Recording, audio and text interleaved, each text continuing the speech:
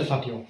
Important PYQ की series को आगे बढ़ाते हुए एक और इम्पोर्टेंट क्वेश्चन आपके लिए, जो कि आपके आरआरबी एनटीपीसी की सीबीटी 2 के लिए बिल्कुल वैलिड क्वेश्चन है। और ये क्वेश्चन पिछले साल 2024 की जो वैकेंसी हुआ था सीबीटी 2, उसमें ये क्वेश्चन आया हुआ है, वहीं से मैंने क्वेश्चन लिया है। ठीक है, तो सिंप्लीफिकेशन एक बहुत इंपॉर्टेंट टॉपिक है, जिसे 5-6 क्वेश्चन कम से कम बनते हैं एक एग्जाम में। ठीक है, तो बहुत अच्छे टॉपिक है क्वेश्चन इसके। ठीक है, जिसमें काफ़ी कॉन्सेप्ट लगते हैं। तो अगर इनके आपको कॉन्सेप्ट पता नहीं, तो जितने भी मैंने बताए हैं आपको बोर्डमास के नियम, वो बोर्डमास के नियम आपको याद होना चाहिए और किस हिसाब से इसको क्वेश्चन को करेंगे हम। अगर आपको नहीं पता है तो मैं बोर्डमास में आपको एक बार और समझा देता हूँ, क्योंकि जो सिंप्लीफिकेशन क्वेश्चन होते हैं वो बोर्डमास के नियम के ऊपर काम करते हैं, बोर्डमास के हिसाब से उनको सोल्व करना होता है। ठीक है, तो बोर्डमास अगर हम बात करें तो BODMAS। ठीक है, तो बी यानी कि क्या होता है, ब्रैकेट। ठीक है, और ओ यानी कि ऑफ। यहाँ पर हम मल्टीप्लाई के लिए ऑफ लगाते हैं, क्योंकि मल्टीप्लाई क्या होता है, यहाँ पर आता है, यहाँ होता है एम से मल्टीप्लाई। ठीक है, यानी कि मल्टीप्लाई जो है डिवाइड के बाद नंबर आता है, लेकिन अगर ऑफ लिखा होता है तो मल्टीप्लाई करते हैं, लेकिन उसको पहले करते हैं। ठीक है, और यहाँ होता है डी से डिवीजन। ठीक है, और ए से होता है आपका एडिशन यानी कि प्लस, और एस से सब्ट्रैक्शन यानी कि माइनस।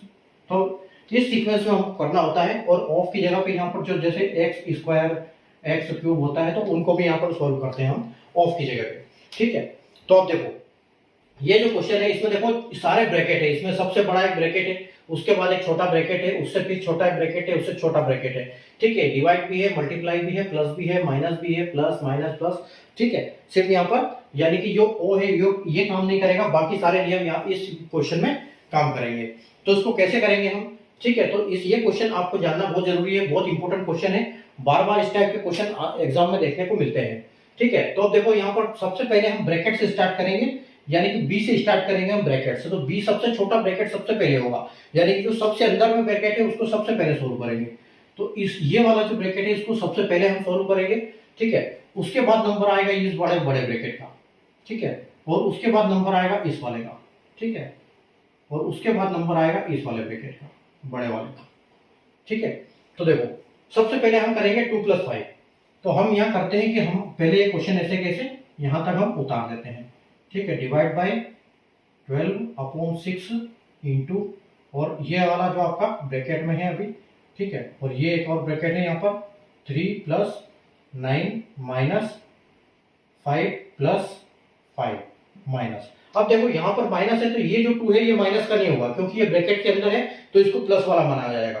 ठीक है, तो यहाँ पर हम 2 + 5 करेंगे, यानी कि दोनों प्लस के हैं, तो ये क्या हो जाएगा, 7 हो जाएगा। और ये जो 7 है ये ब्रैकेट के पूरा बाहर आ जाएगा, क्योंकि अगर हम इसको सोल्व करते हैं तो हमको 7 मिलता है, तो ये 7 बाहर आ जाएगा, तो ये माइनस का यहाँ पर 7 हो जाएगा। ठीक है, तो ये यहाँ पर इतना बन गया। ठीक है, ये ब्रैकेट और ये बड़ा ब्रैकेट, अब एक ब्रैकेट यहाँ पर खत्म हो गया। अगली बार चलेंगे हम, तो इसको ऐसे कैसे रहेगा। अब इसको आपको एग्जाम में शॉर्ट से करना है। ठीक है, आप इतना टाइम एग्जाम में नहीं है कि हम करें, ये मैं आपको बेसिक बताने के लिए पूरा स्टेप वाइज कर रहा हूँ। ठीक है, यहाँ पर देखो 3 + 9 और माइनस यहाँ पर आ गया। अब देखो इसको हमको पूरा सोल्व करना है, यहाँ पर ये ब्रैकेट पूरा सोल्व करना है। तो ये देखो प्लस का 5 है, यानी कि 10, और माइनस का 7, यानी कि हमारे पास इसका मतलब क्या है, 10 - 7 है, तो इसका मतलब आ जाएगा 3। तो ये प्लस का 3 हो जाएगा। तो और यहाँ हम इसको प्लस का 3 लाएंगे, और एक माइनस का साइन है, तो ये प्लस माइनस माइनस रहेगा, तो यहाँ पर ये ऐसे हो जाएगा।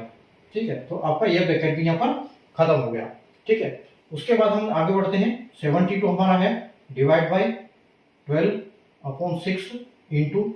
अब देखो इंटू में अब इस ब्रैकेट को करना है हमको।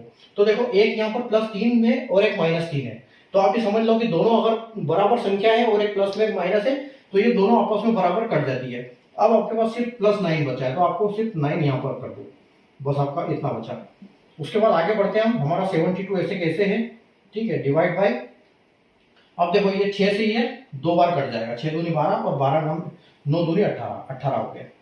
अब आपका आंसर सीधा सीधा आ जाएगा कि आपको 72 को 18 से डिवाइड करना है, यानी कि 18 चौक 72।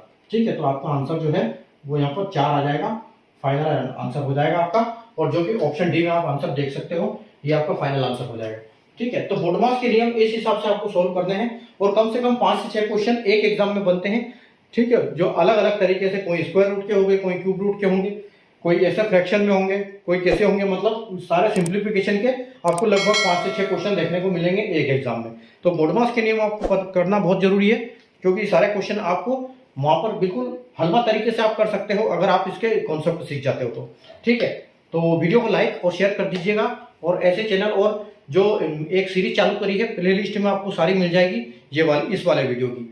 तो अगर आप प्लेलिस्ट में जाओगे तो वहां पर सारे मैंने CBT2 के नाम से इंपॉर्टेंट PYQ सीरीज कर रखी है, तो वहां से आप सारे क्वेश्चन देख सकते हो जो कि मैं आपके लिए डेली लेके आता हूं। तो एग्जाम आपकी जुलाई में लगभग हो जाएगी, जून लास्ट तक आपका रिजल्ट आ जाएगा CBT1 का। ठीक है, तो चैनल को सब्सक्राइब कर लीजिए और डेली पढ़ते रहिए ऐसे इंपॉर्टेंट क्वेश्चन। Thank you.